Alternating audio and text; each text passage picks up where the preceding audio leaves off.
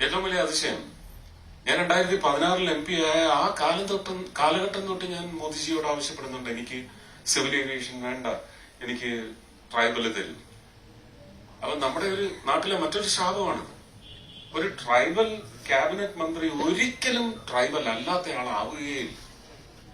എന്റെ ആഗ്രഹമാണ്, എന്റെ സ്വപ്നമാണ്, ഒരു ഉന്നത കുലജാതൻ അവരുടെ ഉന്നമനത്തിന് വേണ്ടി ട്രൈബൽ മന്ത്രിയാവണം.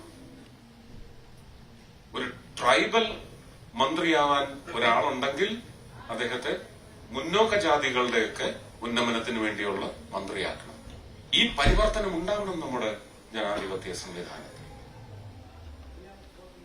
ജാതിവശാൽ അങ്ങനെ നമ്മൾ ബ്രാക്കറ്റൈസ് ചെയ്തിട്ടുള്ള ഉന്നത കുലജാതർ, ഒരു ബ്രാഹ്മണനോ ഒരു നായിഡുവോ, അവര് നോക്കട്ടെ ഗോത്രവർഗത്തിന്റെ കാര്യങ്ങൾ. വലിയ വ്യത്യാസം ഉണ്ടാവും. ഇത് ഞാൻ അപേക്ഷിച്ചിട്ടുണ്ട് പ്രധാനമന്ത്രിയോട്. പക്ഷെ ഇതൊക്കെ ചില ചിട്ടവട്ടങ്ങളൊക്കെ ഉണ്ട്.